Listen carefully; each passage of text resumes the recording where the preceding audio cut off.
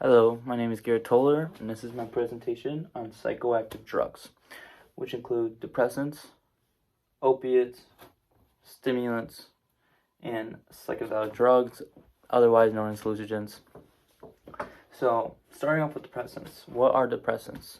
Depressants are a drug that reduces arousal and stimulation, which causes an effect in the central nervous system that slows down messages between the brain and the body. All right. So then there's opiates. Opiates are a drug which contains opium, and now this will cause you to sleep and may cause pain relief. And then opiates also may cause a physical and psychological demand and even an addiction. So then there's stimulants. Stimulants basically is what gets you going. It gives you energy, and it gets you hype, I guess you can say, because it speeds up the messages between the brain and the body. And then there's a psychedelic drug, which I call hallucinogens. Easier way to remember, in my opinion. And this affects the way people hear, smell, taste, see, even, and it can also affect your mood and thought. So that's psychedelic drugs. Now moving on to the three big things with psychoactive drugs: tolerance, withdrawal, and addiction. So tolerance feeds addiction due to users taking increasing amounts of drugs to get the desired effect they may please.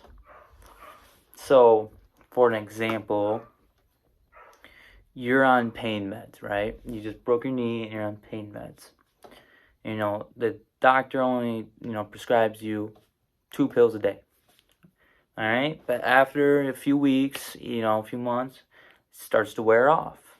And you're like, oh, this ain't working no more. I need something stronger. So what you would do is you would take more. And that's how you build up a tolerance, is taking more than, what's prescribed. And because, you're so used to taking 2, your body's, not, it's not working. So you need to take more. So that's what a tolerance is. And then there's withdrawal. Withdrawal are painful symptoms of the body readjusting to the absence of the drug.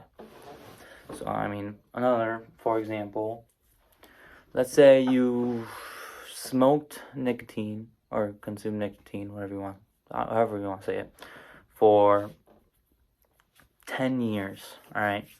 So you've been doing it for a while, and you've tried to quit before, it's not working. So you really just want to quit, all right? It's bad for you, and you need to stop. So you go cold turkey. First 3 days, you're gonna experience major withdrawal symptoms. Shaking. You may even feel sick. You just don't feel good. Your mind's racing, and your body's trying to tell you, I need nicotine. So that's what the withdrawal is just symptoms your body goes through. It's just trying to tell you, I need more, which you don't. It's a trick. So those are withdrawal symptoms. Withdrawal symptoms are usually what allow people to not quit because they can't handle them. So, yeah. And then there's addiction, which is the strong physical or psychological need or urge to do something or even use something. So, for an example, I'm addicted to working on my car. Random example. My wife hates it. Spend too much money working on this dang car. I'm trying to make it nice because I go to car shows.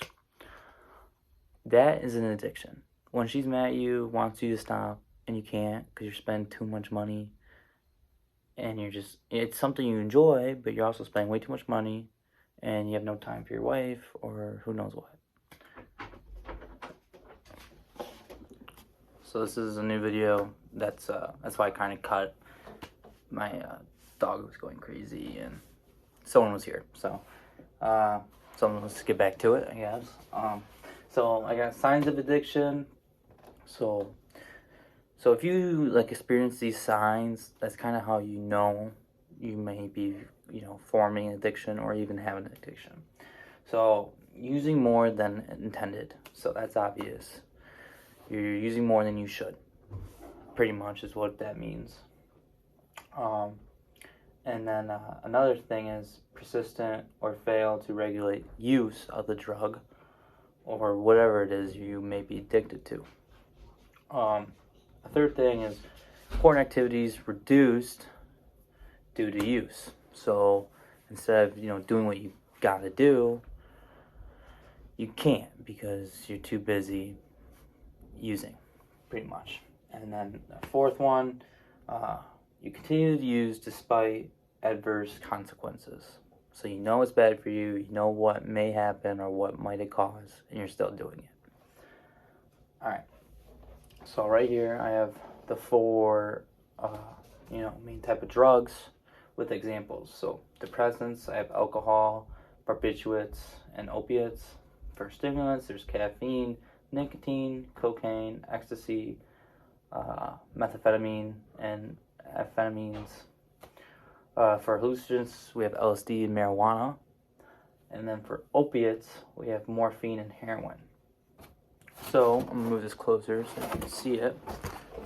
Right here is the picture of a user on cocaine.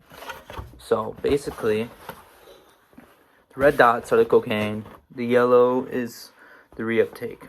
So, just completely get rid of the cocaine. The reuptake would, get released, absorbed back up, it releases. It's a flow, basically. And that's, how it's supposed to function.